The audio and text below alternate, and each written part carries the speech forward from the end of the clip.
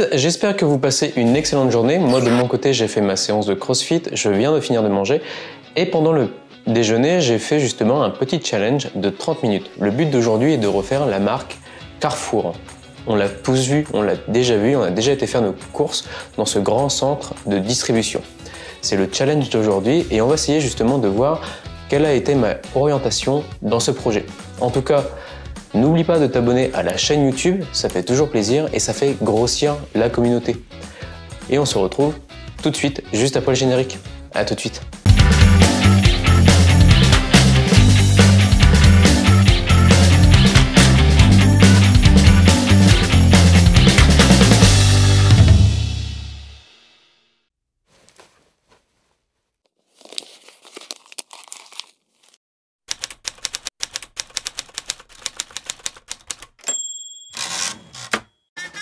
Vive la patate! J'adore les patates. Bonjour, Nicolas, producteur de pommes de terre pour Carrefour. Nous faisons de l'alliance, de la charlotte, de la chérie. Les pommes de terre, elles poussent sur les arbres. Non, ça pousse pas dans un arbre. Nous produisons des pommes de terre pour la filière qualité Carrefour. Avec un cahier des charges quand même qui est plus que conséquent pour avoir un produit qui a du goût. Pommes de terre raclette, trop la base. Filière qualité Carrefour. Mieux pour les producteurs, l'environnement, les animaux et vous. C'est aussi ça, Act for Food. La marque Carrefour a quand même fait évoluer son logo pendant plusieurs années. Il a gardé son logo d'aujourd'hui pendant près de 40 ans, en apportant quelques améliorations dans la typographie ou également dans son symbole.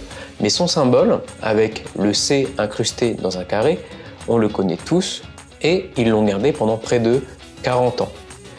Mais le logo n'a jamais été comme ça à l'origine. À la base, dans les années 60, il était un petit peu différent et il a évolué en 63. Il a gardé son logo d'origine, celui que l'on connaît aujourd'hui, à partir de 66, quand il y a eu une refonte. Et encore aujourd'hui, la dernière refonte date de 2009, mais ils ont juste apporté des petites améliorations sur la typographie et également sur la forme du logo, comme par exemple en apportant des petits arrondis. Quand vous faites un projet, n'hésitez pas à faire des croquis. Moi aujourd'hui, je n'ai pas forcément eu le temps. En 30 minutes, ça a été très compliqué de faire ce petit challenge. Donc, j'ai envie d'apporter justement un côté un petit peu plus original, on va dire, sur le logo. Aujourd'hui, on parle principalement de blending, parce que toutes les marques se ressemblent et elles utilisent principalement toutes, soit la Montserrat, la Nexa ou d'autres typographies sans empattement et avec les mêmes caractères. Généralement, quand on crée un logo, il y a quand même une ambiance, une atmosphère qui s'en dégage.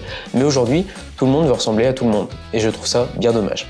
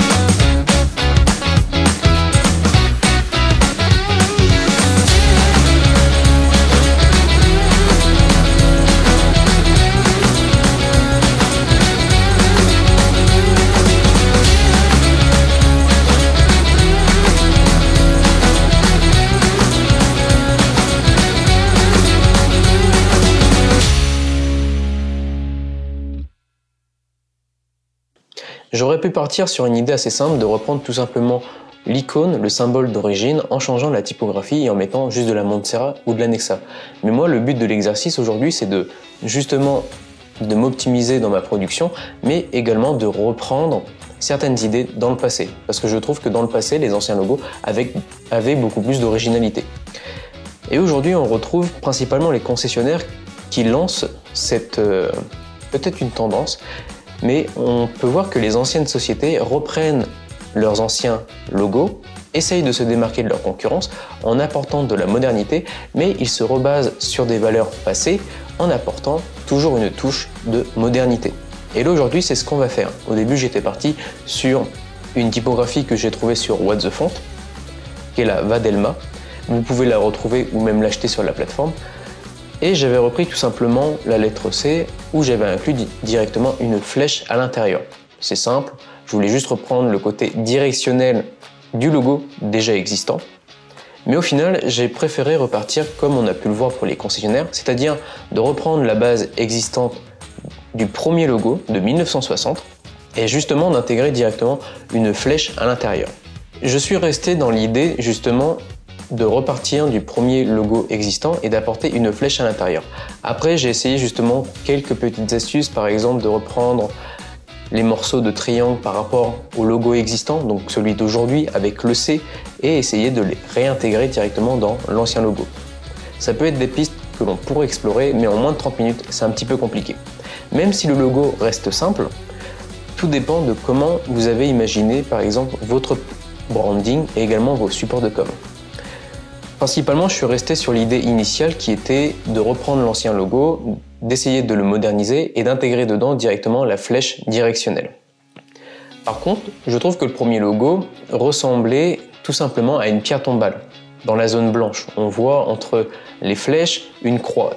C'est pourquoi en fait j'ai juste gardé la pointe de la flèche et au niveau des autres triangles, j'ai arrondi justement la pointe pour essayer de casser cette image de croix ou de pierre tombale. N'essayez jamais de mettre de la couleur en amont, essayez de partir directement en niveau de gris. Une fois que vous avez des idées de conception par rapport à votre branding, là vous pouvez justement intégrer vos couleurs. Par contre, ne mettez pas principalement du CMJN, en tout cas essayez toujours de partir sur du Pantone directement. Là j'ai pas eu le temps de chercher, mais à la base essayez de trouver vos Pantones et après de les transformer en CMJN. On peut voir qu'avec l'idée de la flèche initiale dans laquelle j'ai transformé le nouveau logo de Carrefour, on peut jouer avec et justement apporter pourquoi pas un dynamisme dans leur signalétique. J'ai pas encore creusé le fond du logo, mais on peut jouer avec justement en mettant par exemple le logo Carrefour et dans chaque angle une partie du logo. Ou même dans un pattern, une trame pour leur packaging, on peut justement inverser les flèches et remettre la flèche du logo Carrefour directionnelle qui va vers le haut. En termes de couleur, je suis resté sur les mêmes teintes, c'est-à-dire le rouge et le bleu. Par contre, le bleu déjà existant était un petit peu trop clair et moi je voulais pas forcément partir sur un bleu plus foncé ou royal, mais essayer d'apporter une teinte un petit peu violette.